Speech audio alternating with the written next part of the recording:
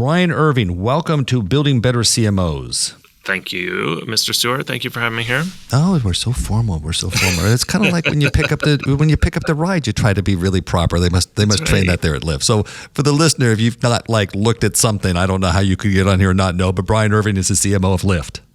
I sure am. Thank you for having me, Greg. Yeah. And how long have you been there now, Brian? A little over a year plus? Not even quite a year. Yeah. I started at the end of March of 2024.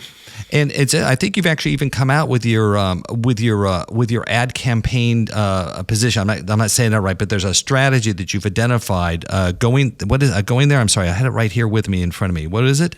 Where are you going? Where are you going? I mean, it is like the fundamental question within the product, and it comes from a place of true Lyft tone of voice, which is that, curiosity of where you're going. What I love about it is the double meaning of it, both, how can we get to this moment where you're going, but also the very human aspect of where are you going and the role that Lyft can play in that. Right. I got it's not really a double entendre. I don't think that's what that is, but it's it's kind of the double meaning or the sort of, there's a nice sort of functional with an aspirational sense to that too. Yeah. That's a beautiful way of saying it. And listen, I don't know that the listeners here would know, but you also did a very similar thing for Airbnb and gave meaning to Airbnb, if I read your bio correctly. I was part of Airbnb, and our transition from, really focusing on nights and people traveling in shared homes to really offering experiences and expanding and that sense of living somewhere, which is just like a truly magical part of traveling, which I love. Yeah, I thought it was I remember when it came out and thinking, wow, that's a very powerful way to say that. It kind of, to me, it kind of enheartened me to sort of like advertising marketing is what it does in the world. So but we don't see enough of that sometimes. It feels like. And I'll tell you the thing that, in addition to getting to work with some truly brilliant, both marketing minds like Jonathan Mildenhall at the time, and having a CEO who truly breathes in brand and Brian Chesky, the thing I was incredibly proud of is that brand positioning led not just to the marketing campaign that we launched and executed, but also how the product experience came to life. And I think the collaboration and making that seamless connection for the consumer. So I was also really proud of that. Yeah. Well, and listen, funny enough, by the way, I wasn't even going to mention this when I was going into it, but I actually have an Airbnb unit I have a house in Brooklyn, and it's a 2-family house, very typical of sort of the area. And so we Airbnb, we don't permanently sort of rent that out. And it's honestly been a great experience, but it's been interesting to watch as a host customer, I guess I am at some level, how you've sort of transformed the company, how you think about that, and what you push me to do in order to provide a better experience for, it's very interesting. I've really noticed that. I thought it was a very powerful idea. Yeah. I think Brian, Nate, and Joe from the very beginning had not just a product and an app idea, but truly a brand and a vision that went far beyond that. Yeah. And what's interesting, Brian, there's this, I want to come back to Lyft here. I'm sorry for so many tangents. It's all, the whole industry is interesting in your background. Go all over. Listen, Brian, though, you've kind of also been at many, it's sort of funny, I'm thinking about it, you've actually been at many, not crossroads, but just important parts. You were at Meta Reality Labs, right? Am I right? Okay. Yeah. Yeah. And so there's a number of places and things that you've done. Eventbrite, which I happen to know the CEO or founder there. Yep. I don't know. I guess is that your career trajectory? It's like, hey, let me figure out who's doing something really cool and interesting, and I'm going to go join them. Is that it? I wish I was that smart. Okay. I grew up in Flint, Michigan. So I kind of think that everything that I get to do is just almost unbelievable, to be honest with you. And, I'm a true believer in the combination of saying yes and also serendipity. And I have been incredibly fortunate to work at not just great brands, great companies, but at these moments when they are on the verge of something. And it's been truly awesome to be part of. Yeah, I you know what, Brian, I couldn't agree with you more. If I was to give advice, and I don't know if my children would listen to it, and they're not going to hear this, they won't know anyway. But If I was to give advice to say, try to find to be at those moments of inflection in the world at large. Yeah. I was early at Y&R building an interactive group when this WWW thing happened. Oh, yeah. Yep. And, I went on to run the IB, which transformed the online advertising industry. We were $8 billion when I took over that association. Yep. And I came here for MMA when we were mobile in 2007. I came here in 2010. But, there was mobile was another inflection point. And then AI is at an inflection point now today. That's right. So being there is such a big deal. And you caught some between, and I didn't even mention you had Google in there. Really crazy background. Apple was right as iPhone was kicking off, and Wait, Apple. So Apple. Oh, right. You were so you got there when what month was the iPhone introduced? It was introduced in January of 2007. Yeah, 2007. In the U.S. I actually started in London, in our London office. I was there. Okay. I was living in London I was working with another agency. Yeah, Rapp. I know Rapp. Yeah. Yep. Yeah, I know Rapp. I know those guys. Yep. And, through doing some work with small projects with them locally, with Apple locally there, the opportunity to actually go there came up. And it was at the point when we were about to launch the iPhone in Europe. So. Oh, wow. Yeah. Did it feel like a big deal at the time? It felt massive. It felt like a cultural. You knew from the beginning. It felt like something was changing in society. Yeah. Yeah, I remember that. I remember actually driving. I was out in the valley for some reason. I don't know who I was talking to, Google Meta something. And I remember just actively driving around the valley trying to figure out where I could buy an iPhone. Mm-hmm. Yeah, like I knew it was a big deal. I could tell right from and it turned out to be an even bigger deal than we thought. Yeah, crazy. Much bigger. Yeah. Okay, let's come back to Lyft here. That's really what we're here. Sorry, a little trip down memory lane of future changes in society at large. Yeah, so the weird thing is that I'm only 25 years old, so I don't know how all of that has actually happened. It's so incredible. Yeah, people ask me my age, and I says, well, you only turned 35 once. That's right. There's no answer to the question whatsoever. So, Brian, so let's go back to the rideshare micro transport business, if I get that right. Talk to me just kind of what is happening in rideshare today. I mean, what's the state of it? It continues to grow, which is phenomenal. I mean, I think if you think of like there are over 150 billion trips in the U.S. alone a year that people take of some kind. The rideshare is still a fraction of that, like 3 to 4% of those. And yet we have grown to be such a significant part of society. Like we're a significant part of how people earn money, which is a huge part of why I truly love. Transformational for people, how they run their economics and personal lives. Yeah. It's amazing whether this is, you have been able to turn this into a full-time earner for you and your family, whether it is a side hustle because you have spare time. Yep. Some people doing it just for the human connection. Yes. Of getting to spend time with people. You spend loads of time on, the epidemic of loneliness and being isolated at home under the guise of convenience, but the fact that like the earning part of this for real people is what is like beats my heart every morning to get up and do this. And then, the flip side of this coin is that, what you started with where are you going? Now for the rider, it's what we get, and we have these opportunities from kind of the mundane of like I need to get to work or I need to go to a doctor appointment, to the sublime of like I'm having my first date, or like I'm getting to my first overseas trip and I'm going to the airport. Like we get to be part of people's journeys, and both in point A to point B, but also in their journeys in life. So there's a tremendous amount for me personally behind why I love doing this, but also the fact that it continues to be an ever evolving and growing industry. And of course now, we also have then AV, right? Like, and the big, like there's this like big question mark. There are loads of hypotheses around it. I mean, as a marketer, how fascinating and awesome is that as well?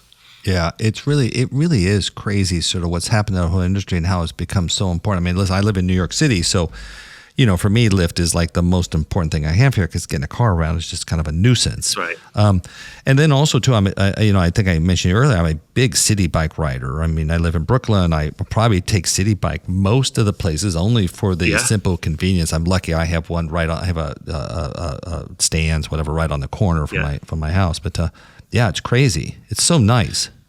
City bike is like a truly, and this notion of micromobility, and again, like it helps people be connected. Again, like there's a very functional aspect of what it provides, but it provides connectivity.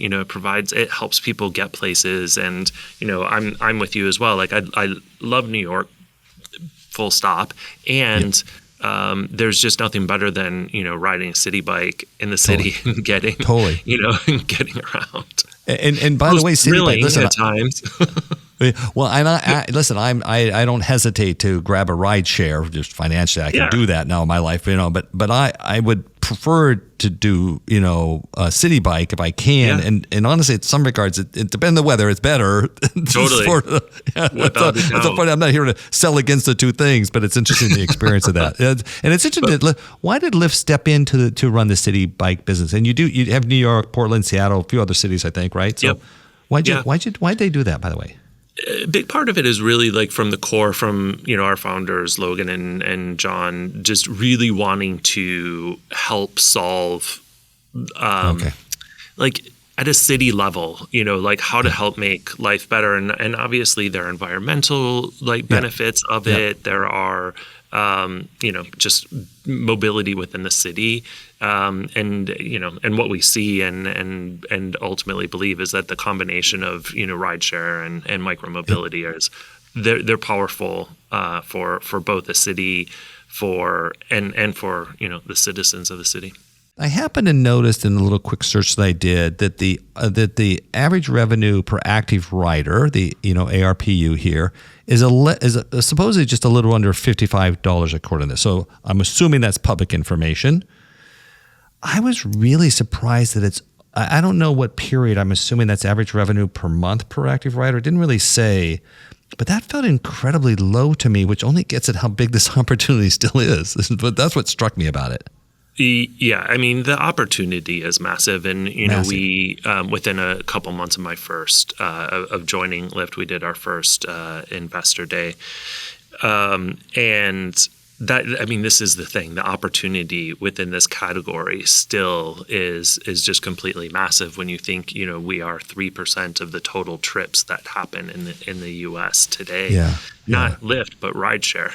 And so, I mean, and within there, like they're, breaking it down again, like from a customer, from a marketer, like being customer obsessed, that's the average sometimes hides the truth, which is, there are some that take it incredibly infrequently, and maybe that's because it's a special occasion, or maybe it's because it's just to the airport. And then there are others who are using it for things like, this is how I get to work every day. And that's my situation. I mean, I'm a near I could be near daily. I mean, pretty close, depending on where I'm going and what office I'm heading to. But and especially in foreign lands, I mean, it's just it's so helpful in anywhere that you're at. It's really an amazing thing that's happened here around rideshare. For sure, what a great business. Yeah, well, I'm glad you're a fan. This makes it so much easier, Greg. Yeah, and I've told him. At least I'm not convincing you of our existence. Exactly. I'm sorry, it's not really working on me. I don't see it. I don't get it right. No. I don't really get it. Yeah. No. In fact, actually, I went to my mom, who is in her later years at this point, and I says, "Why are you driving? Like, really? Just let some. Wasn't life all about getting to a place where somebody could drive us around? Like, this is it." Do it. I don't know. Greg, hard to change our habits. We can have hours of conversations around this one and some pretty exciting ones. So okay. Well, listen here. Let's get to some. We should go back to marketing here a little bit. This is just sort of fun. You're just in too many interesting places and too many interesting times, as what we already established. Okay. What's I always like to ask this, or Marcus, because I know it's been true for me, and I find some very interesting. Brian, what is the best advice you've ever been given? Like, I don't know. Think back. You can name people or not name them. I don't care how you go out the thing. But what do you think is the best advice you look back? I have been fortunate to have a ton of really good bosses. Totally. You've worked in some phenomenal places. Yeah. There was one piece of advice that it's sort of like unexpected for maybe this context, but okay. I'll try to do my best to bring it back around. I was working for Rapp in New York. Yeah. And they had asked me to move to lead the London office. And I was excited to take the move. My boss at the time in New York was English. And I asked her, I was like, what advice do you have to give me, as I go over? And she said, the best advice I can give you is that you realize you don't speak the same language. Whoa. And it was like, obviously, like, yeah, your face, like, it was shocking for him. I'm like, no, we both speak English. But the point of it was like, we actually don't. Be conscious of the fact that, the words that you use, the phrases, the colloquialisms are not all the same. And for me, what that really like cemented and embedded was something that I already had, but like it just wasn't like totally front of mind, was a relentless pursuit of curiosity and not assuming to know something. And whether that's like the dynamic nature of customers and like what we knew yesterday, you can't just rely on that being the truth of going forward, or it's something as simple as like, just because we're doing something we speak the same language that we can, quote unquote, do the same thing. And so it was a truly practical piece of advice for me when I got there, although I still had a lot of really funny interactions. But it really cemented my like never-ending sense of curiosity, and what our CEO here refers to as customer obsession.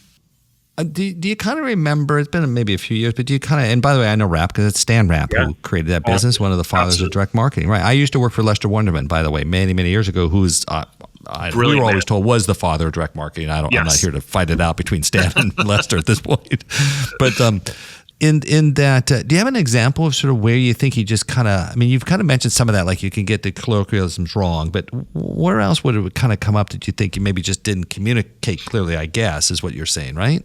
Yeah, I think that like there was the true practicality of it, which was like in that moment, recognize the fact that you don't speak the same language. Like it may sound the same, but meaning and intent can be very different. Mm-hmm. But it had me continue to think about what other instances do I think that I know something, and that I can just rely on that being a truth or whatever, but by continuing to question that, I'm going to be better. And so I think constantly thinking about like culture, and how culture evolves, and that even like, think about like taking it back to Lyft today.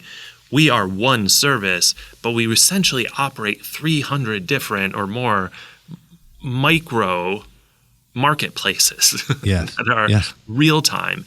And the needs and the behaviors and the dynamics of Columbus, Ohio are nowhere near the same as those of New York City.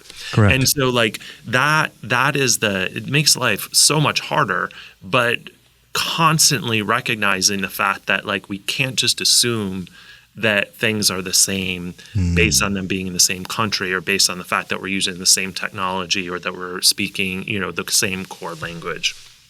Wow, I love that point. Well, you know what? I'd like to pursue that, but I think I'm going to come back to a part of this, because what you just did is kind of set me up for the main question of building better CMOs. Okay, great. So I'm going to go to that, then we're going to come back to some of because I just feel like I have a million questions about how that shows up, and I'm going to ask you how it shows up in marketing is where I'm going to go. But right now, so listen, the purpose of building better CMOs, as we said to you, to set the thing up, and you and I just talked about, is that, there are fundamental things within marketers, which you just said. Let's acknowledge what we don't know, marketers. Yeah. Us CMOs, we don't know it all. Marketing at some level is not, it's a little dangerous. It's not really a profession.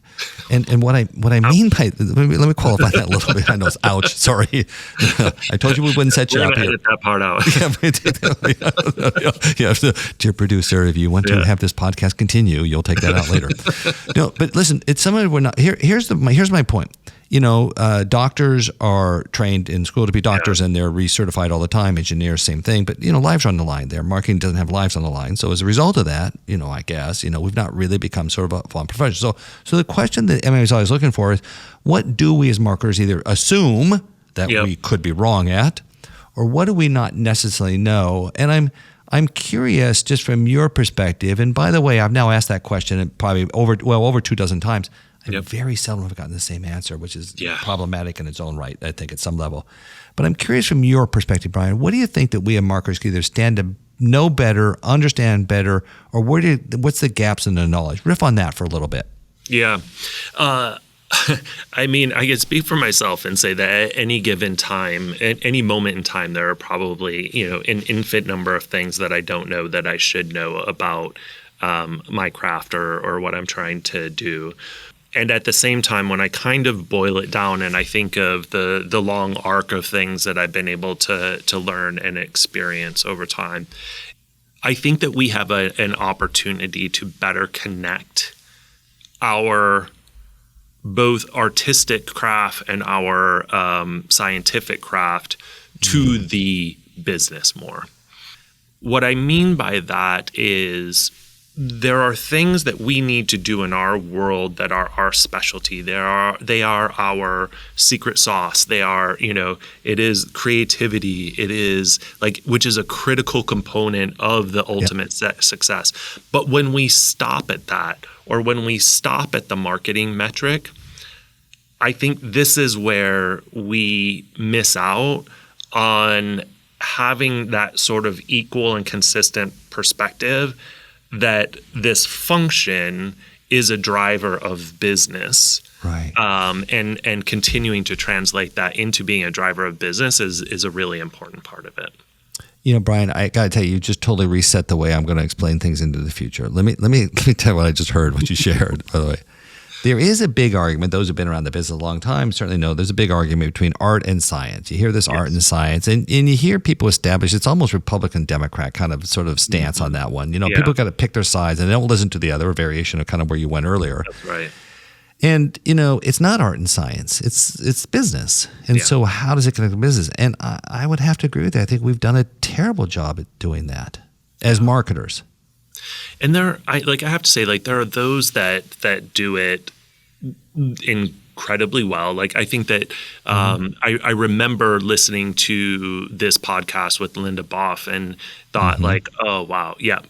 She, and I've not had the opportunity to meet her personally, and maybe it comes from the fact that my first job was at the financial management program at GE. I was going to say, I mean, if anybody connected marketing to business, it was the GE people who figured that out. But That's right. Okay. Yeah.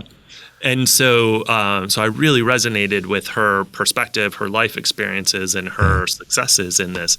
And there are, don't get me wrong, there are many of my peers who I know are in this constant pursuit as well. I would say as a whole, we probably spend not enough time on this as we do on talking about the craft and the elements of the craft. Yeah. No, I totally agree. Well, and we're a funny business too, and I know you have thoughts on this, and that, I had a former head of Cannes Lions tell me his perspective that we're the only industry that people win an award and win new business. And I thought, well, let me think now. Are there any other businesses where you win awards and they really produce actual sales? And I don't know at the level that, agencies set out to win awards. They game the award systems. I've been an agency guy, so I've seen some of that action and what goes on there. And it is because it's so crucial.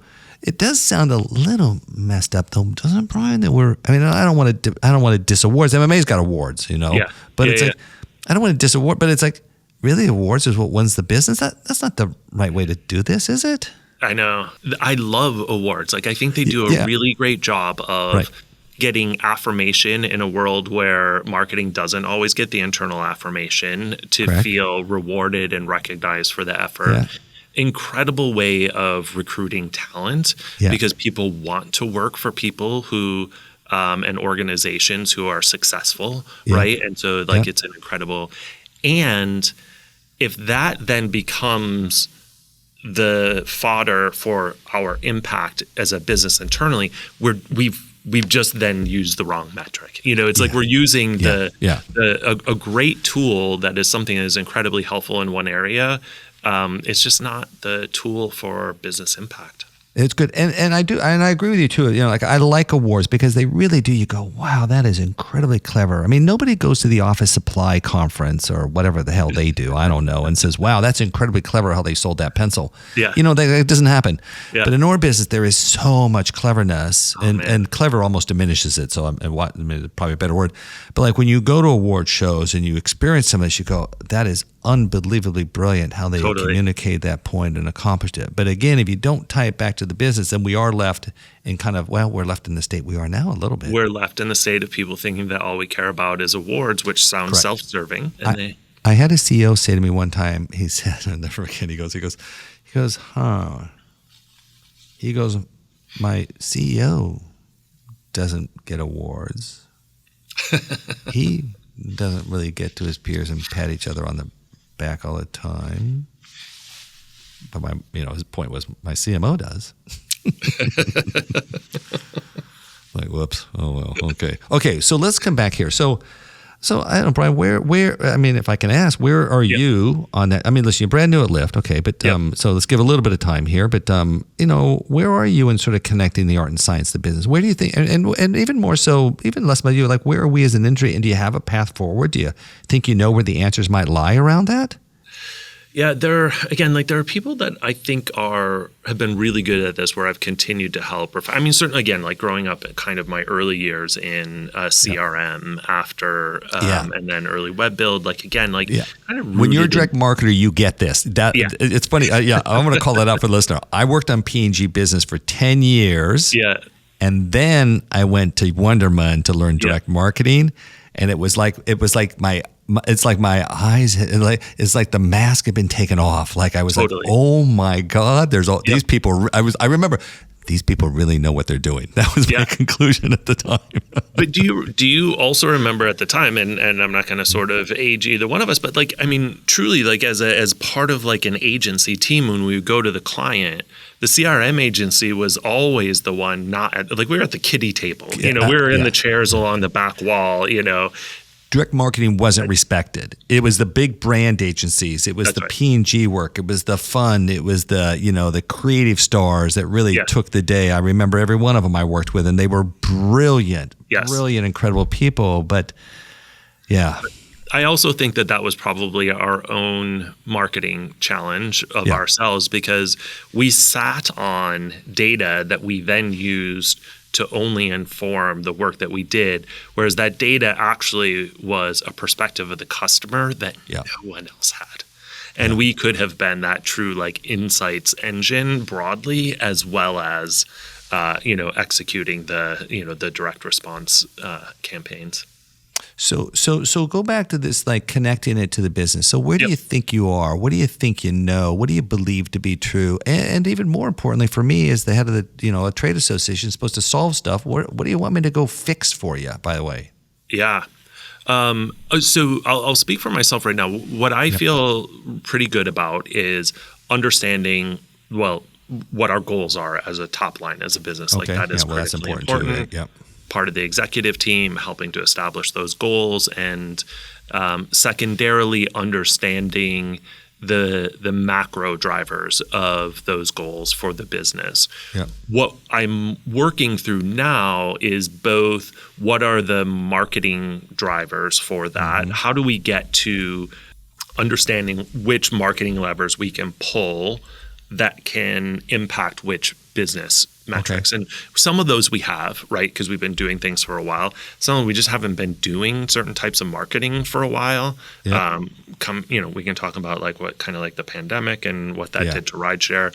And I would say the other thing that I feel like I have a really good handle on is an established partnership with my finance partners, the CFO, FP&A, and data science and engineering, who are going to help us enable and construct getting the right data, setting up the right test frameworks in order to and these test frameworks are not small A/B headline testing things. They're like kind of like macro business driving frameworks, so that we go into these new eras of learning with no one questioning methodology, at the other end of it.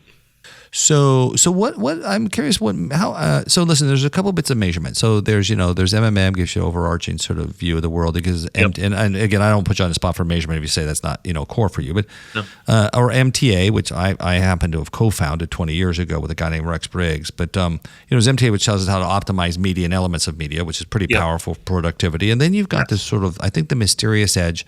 And listen, both of those are hard to do still. But then you've got this other issue about how you really connect all of those marketing results to the actual business dynamics. Yes. And I think, and I'll go one step further on that. And this might be too for what I sense is going on is that we don't know how to explain to the CFO, if you reduce the marketing budget, here's the loss in sales. So while you may improve enterprise value in the near term, you're going to hurt enterprise value in the long term. We really don't know that, do we, Brian?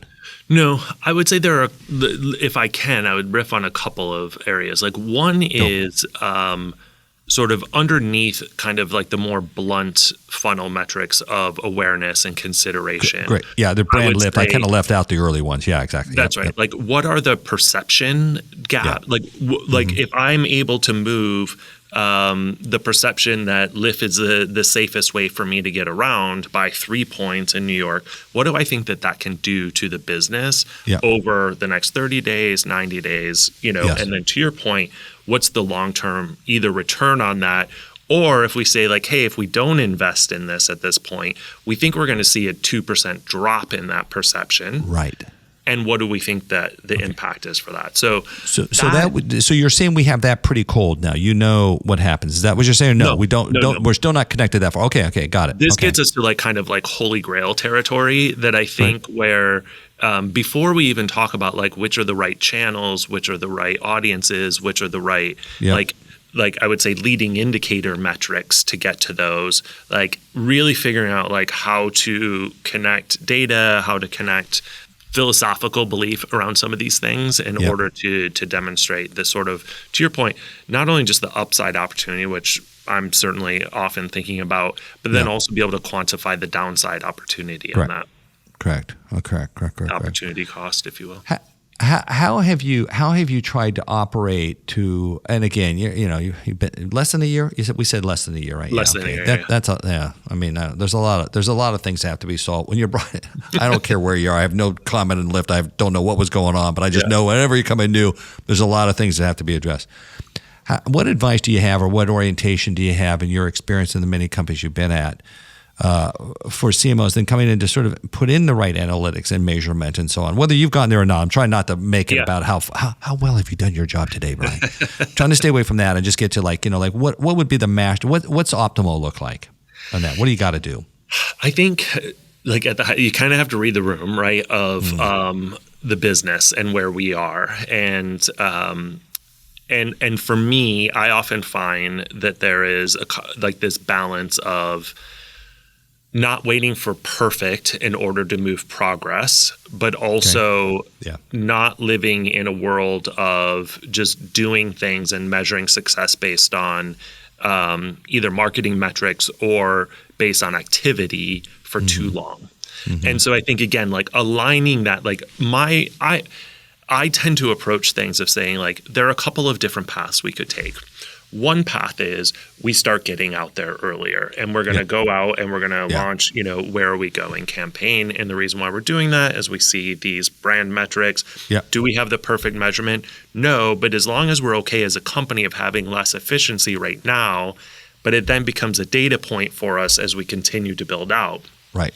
The other way we could go is we can reserve sort of like significant marketing investment for a while, build out the data engineering, build out the measurement, pass on stuff, and then launch something. There is no perfect, right? And I think that's why like I tend to like to have these dynamic conversations with the CFO, with other executive leaders, business owners, the CEO, because then there's there's collective buy-in and support for whichever path. Yeah.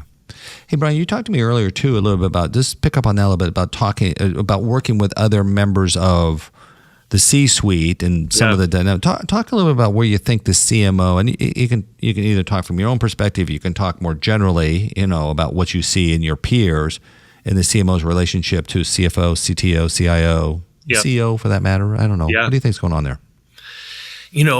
I think because of the point that you made before, like, a doctor is a doctor and trained to be a doctor, and a CFO, like, for better or worse, there are a lot of overlaps in a Venn diagram of the title CMO, but certainly it is not consistent the same everywhere. And so, and that's even before you get into sort of like the interpersonal dynamics of, some of the leaders of these other roles.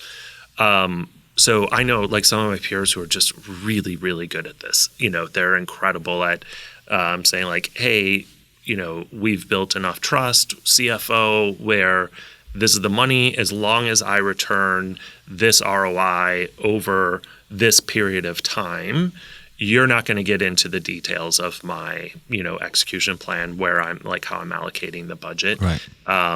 I know you think establishing healthy boundaries is what you just said. I think that's your therapist would tell you to have healthy boundaries. That's right. Establish some healthy boundaries. I think that's 100% right. And others that struggle with it, and again, like, it could be the dynamic of the company, the leaders, and or their approach to thinking that is necessary or not. I think that there are a lot of people who want to keep other people at distance from marketing within the company. Yeah. And I tend to believe that is, I have not found that to be a successful path. No. I think an island unto itself is the wrong idea. Yeah. It's funny, Brian, I will not write, this is a terrible thing to do, listener, because I won't remember the details, but we actually have, in a project that we're working on, to try to connect, help CMOs to talk CFO. It's kind of the thesis of the project, and to help better connect the CMO to CFO, which, as I mentioned earlier, I think we're pretty darn close to solving. I think we might be on the real path there. But what's interesting is that we actually developed a series of personas for CFOs. And we've shared it on stage, so it's not just snarky completely, but we've actually gone through and sort of said, here's the CFO, and here's how to approach that, and here's the different requirements. It's kind of a little bit like read the room at some level. That's right. Yep. Yeah. Interesting. I think that it's fascinating. And as I mentioned, like, up front, I can't remember if we were doing sort of like pre-talk or not. I think that you help facilitate this better than many organizations do, which is this notion of CEO and CMO conference together. Yeah. But the more we can learn by bringing peers of chief product officers, CFOs, chief sales officers, whatever they are, together with us, and let it feel more inclusive of the collaboration than sort of like, how do we keep them at a distance so that they don't touch my stuff? Yeah. I think it's going to be better. Well, it's interesting. I mean, the global board of the MMA, it was a board of CMOs, largely has specifically said, help us know how to connect. We have a project called Project Romy, if anybody wants to look it up. I think there's some stuff online. We tend to just present it at events and not have written down a lot because we're still in process on it. Yep. But it is about helping to do that connection so that the CFO and the CMO can collaboratively decide what is the best strategy for the company. Because it might be, hey, we're earning short. We need to cut expense right now. That's right. And that's a decision we make. But let's understand what the implications. I actually have a theory, Brian, and I've never said this before, certainly not publicly and certainly not recorded. But I have a feeling that because we're not good at that, it's what causes the trouble for CMOs down the road, and why, we all know the data out there that CMOs tend to lose their jobs more quickly than other roles. Yeah. And I think that's it. We come in, we execute, we get we do the best we can to move quickly and get out there, but we haven't managed an expectation. And so they get 2 years down the road, 3 years down the road, and CFO's like, well, I'm not really getting it. So, I think we need to cut this off.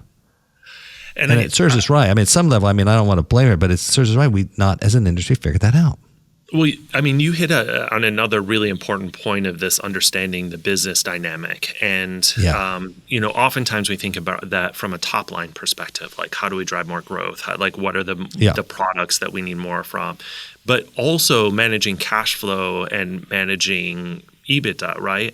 And when we see throughout either a quarter, especially if you're a public company, that either one of those proactively saying hey, I can actually help with cash flow or EBITDA by pushing this thing I was planning to do out to here. Here's what I think the downside impact would be on some of the top line goals we have associated. If we're willing to move the OKRs out a quarter, we should do that because we can actually, as a business, could you imagine the CFOs? I mean, I've done this. So I know the CFO's reaction. They're shocked and they're in awe, but then they know that they have a business partner leading the function as well.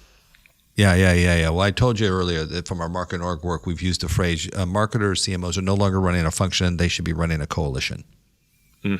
And it's kind of listen, we haven't even touched on that, but listen, how do you input the product, or should you have a role in product in some regards? Should the marketer do that? Should the marketer have a role in sort of technology selection decisions? I don't know. What's your? I mean, you work in tech. You worked at a lot of tech companies. What's your take on that? Do they want to hear from you? Absolutely. It depends, right? Let's be honest. Some of the tech companies I have worked with. There are many product leaders who have absolutely zero interest in marketing until it's time to create an ad. There are Lyft, among many others that I've had the opportunity to work with, where they know that what marketing brings or should bring is truly this customer obsessed perspective. And not just the customer obsession of how does someone interact with our product on the platform when they're there, but thinking about the whole of their lives, thinking about culture, the role that culture plays into it, and bring those factors into the conversation. And, any relationship, it needs to be two-way. So we need to be as open to that same product person saying cool, I had a thought about marketing. Great. Let's hear it. Yeah, it's funny you say that too. I remember I ran marketing and biz dev for Cars.com when we launched the business many years ago for the newspaper industry, and I actually, or I never forget, I don't find out later. I organized a product strategy session for a half day or something, and I found out later how much the product guy hated me for doing that. And what was interesting though is I gave structure and business dynamics to the decisions that he was making, and he apparently went back to the president after some point. He actually said that was really helpful. It was good to think about how others look at the business. So I applaud you're sort of willing to take a step forward to sort of try to help educate and inform without sort of axe to grind or whatever. That's all I was trying to do, was trying to help the business make some better decisions in a process I've been taught. So interesting. I am the prize. Yeah, there we go. Hey, Brian, this is really interesting. I'm going to ask you a couple of sort of last minute questions sort of curious. I think people are sort of interested in. So driverless cars, really now, finally? I don't know. I've been waiting for so long. Can you guys hurry this up? I really want driverless cars. Where are we? I think driverless cars. I know you're not personally responsible for that, but you know the people who are. What the heck? I was supposed to be here. I mean, the Macaulay, whatever his name was, the president of Ford said it was going to be 2021. Yeah. TikTok? I don't have a driverless car. Well, I do. Ambitious. I think of I'm a car person as well. I grew up in Flint, Michigan, worked at General Motors. Of course, I didn't even think that through. But of course you are. Yeah, you're a car guy, right? Yeah, you got to be. Yeah. So wait. Before you answer the question, what do you drive now? I drive an Audi. Okay, but that's a driver's car. That's a driver's car. Okay, an Audi electric. I have a 5-year-old, so I needed practicality, and so I needed the SUV. The Audi felt like I was actually driving a vehicle again, with the benefits of it being electric instead of driving an electric sort of iPad road thing. Okay, we won't comment who that was. Okay, go ahead.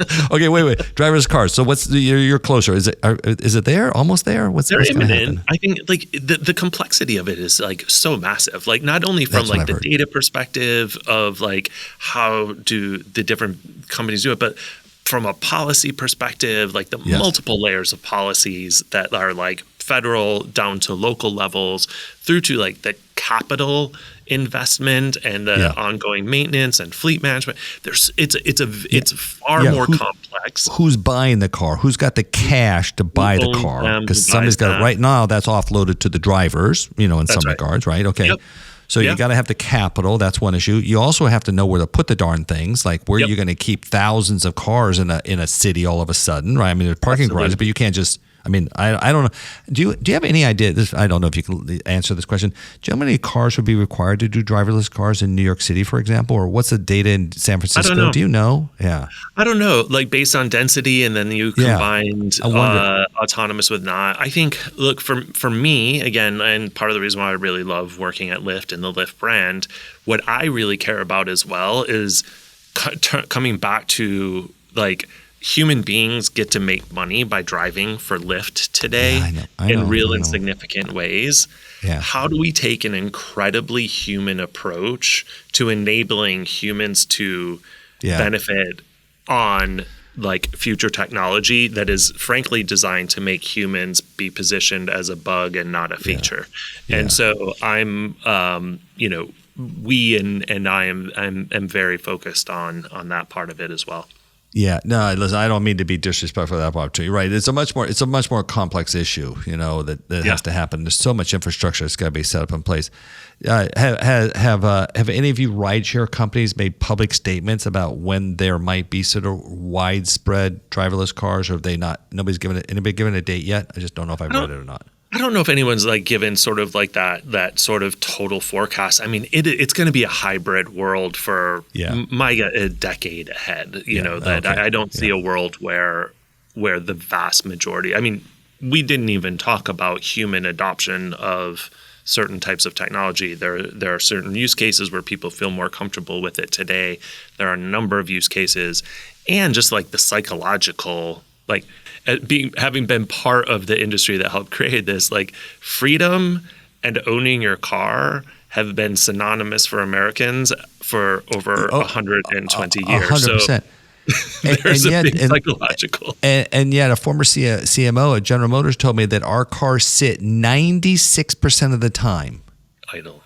96%. That's not a good use of capital for an individual consumer generally, unless, to your point, you can take that and turn it into a business as the drivers have done, which is, I think a smarter application. That's my hope. Listen, I'd also be remiss too, last one for you. I'd be remiss, since you sit out in the Valley, not to talk about, AI. Yeah. So I don't know if you want to go at it from a sort of overarching what you kind of hear out there, what you see happening, or maybe if you want to just talk about AI and marketing and what you guys are doing to sort of further adopt. Yeah. I think that right now, AI is proving incredibly useful for productivity and I would say like more predictive analytics. Yeah. The Gen AI is interesting. It's still for me very flawed. Like I think if like you need it to make like a hamburger on a table, you can probably be okay. My business is humans, so I really. There's for me both personally and for us, like I really want us to continue to sort of like be on the front edge, but be very thoughtful about replacing humans with Gen AI when there are actual human beings doing our work. So. Yeah. Yeah. Brian, that's pretty interesting perspective. I don't know if I actually had somebody sort of emphasize that quite in the way you have, which I think goes a testament to kind of who you are as a person. And I think some of how you approach the world, especially as a marketer, to realize that there are consumers and customers out there who, at some level even, I mean, you didn't kind of go this far, but that people have life struggles, they have great difficulties, they have challenges financially, beyond, and a recognition of that. And some of the role that I think Lyft probably plays in some of those people's lives and some of what they do, and you as a company and supporting sort of both sides of that, it's interesting that you sort of manage it. Is there, by the way, so I do have another question. Is there a reason you still have such a human approach to the world, by the way? Why I do personally? Yeah. You didn't just go, we talked about marketing missing from business, and you brought the question back to the human dynamic. Interesting. I think it has a lot to do with where I grew up and how I grew. I grew up in Flint, Michigan. Like it's not the easiest place to grow up in the whole world, but I think the character of people is incredibly strong there. Generally try to live by the golden rule, values-based actions. It's stuff that no one would overtly say, and I've probably become very like Californiaized in like my explanation of it. And then just I think like also like being like a closeted gay kid in Flint, Michigan as well. And like knowing like and like down to the person, everyone accepting me after I came out, of like friendships and things like that. So the business and humanity can actually not only live together, but I think that they can thrive together. And, I love being part of businesses that help enable that. Yeah. And I think if we look back, all of your businesses are really oriented towards that and the things that they've done, right? Yeah. Wow. Brian, congratulations. It feels like Thanks, Greg. It feels like a career well played. Thank you. Human. Yeah. A lot of serendipity involved, being guided by some really incredible people and I think just saying yes. Yeah. Good for you. Listen, I can't thank you enough for doing this today. Thank you. Awesome. Thanks so much, Greg. Thanks to Brian Irving from Lyft for coming on Building Better CMOs. Now check the description of this episode for links to connect with Brian. And if you want to know more about MMA's work to make marketing matter more, visit MMAglobal.com. Or you can attend any one of our 64 conferences and events in 16 countries where MMA operates, or write me, Greg, at MMAglobal.com. I want to thank you so much for listening. Tap the link in the description to leave us a review. If you're new to the show, please follow or subscribe on Apple, Spotify, Amazon Music, iHeart, or wherever you get your podcasts. You can find links to all those places and more at bettercmos.com. Our producer and podcast consultant is Eric Johnson from lightningpod.fm. Artwork is by Jason Chase, and a special thanks to Angela Gray and Dan Whiting for making this happen. This is Greg Stuart. I'll see you all in 2 weeks.